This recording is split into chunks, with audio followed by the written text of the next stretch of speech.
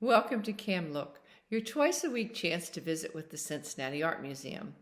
Each Tuesday and Thursday, a staff member or volunteer will present a work from the museum's permanent collection and pose questions for discussion. Please check back at 10 a.m. on those days for a new work and a new conversation. Hi, I'm Susan, a docent at the museum, and today I'd like to share this work titled Landscape, River and Forest by the artist Corwin Lindsay. I really like this work.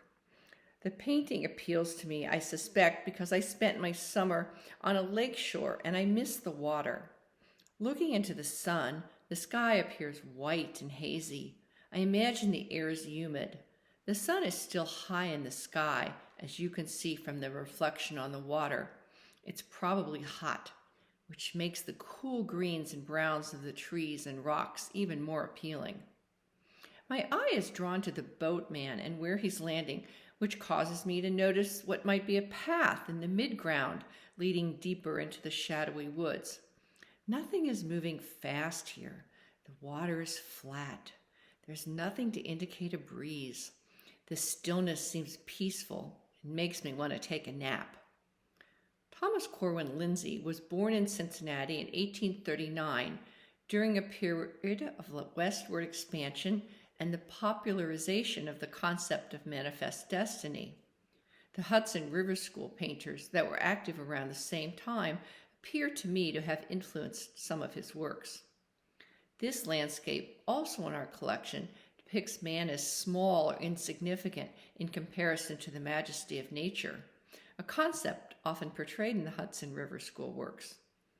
Primarily a landscape painter, Lindsay also did works of animals, concentrating on domestic farm animals as he aged and traveled less, as well as an occasional portrait.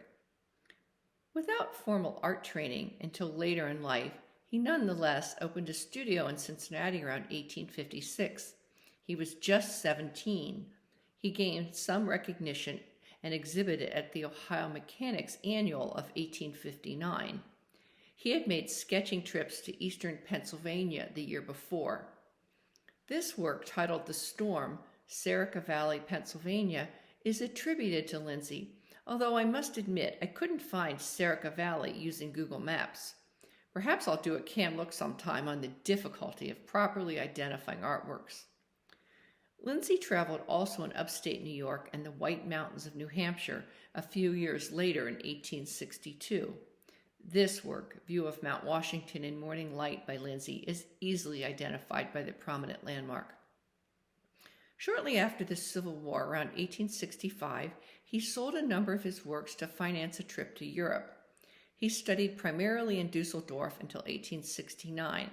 He returned to Cincinnati and exhibited for many years at the Cincinnati Industrial Expos of 1870 through 1883, as well as Pogue's Department Store in 1875 and the Chicago Art Institute of 1896. He lived to be 68 and is buried in Spring Grove Cemetery. Are you fond of landscapes? Do you need to know the location to enjoy them? And more importantly, where would be your perfect place for a nap?